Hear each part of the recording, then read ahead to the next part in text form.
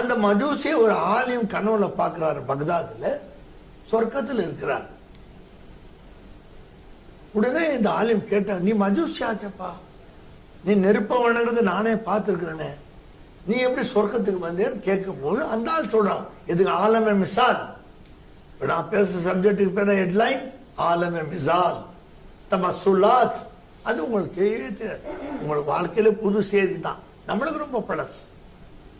அப்போ அந்த மஜூசி சொல்றார், என் மகன் முஸ்லீம்கள் நோன்பு வச்சுட்டு இருக்கும் போது மாலை நேரத்தில் 5 மணி 5:30 மணிக்கு பரோட்டா சாப்பிட்டான். வந்தவனும் ஒரு அரை அரிஞ்சு ரொட்டியை பிடிங்க வெளியில போட்டேன். அவங்க நோம்பு வச்சிருக்கான், எப்படா சாப்பிட்டேன் அப்படிதான் நான் கேட்டேன். அந்த மஜூசி சொல்றான் அந்த ஆலிம்கிட்ட, அதுக்காக நான் மௌத்தாம் போது உள்ள அழகான சூரத்தை பார்த்தேன், நான் அது வரைக்கும் பார்த்ததில்லை, அதுல இருந்து வந்துச்சு, சொல் லா இலாஹ இல்லல்லாஹ் சொன்னேன், என்ன அல்லாஹ் சொர்க்கத்தை வச்சுதான்.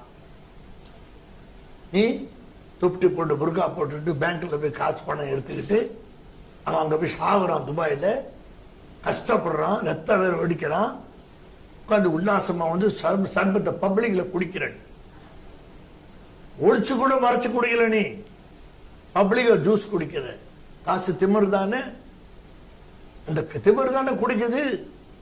என்ன ஆகும், திடீர்னு அல்லாஹ் வறுமை ஏழ்மையை போட்டா உனக்கு. ஒரு மஜூசி நெருப்ப வணங்கணுமே சொர்க்கத்தில் இருக்கிறா, ரமலான மதிச்சதுக்காக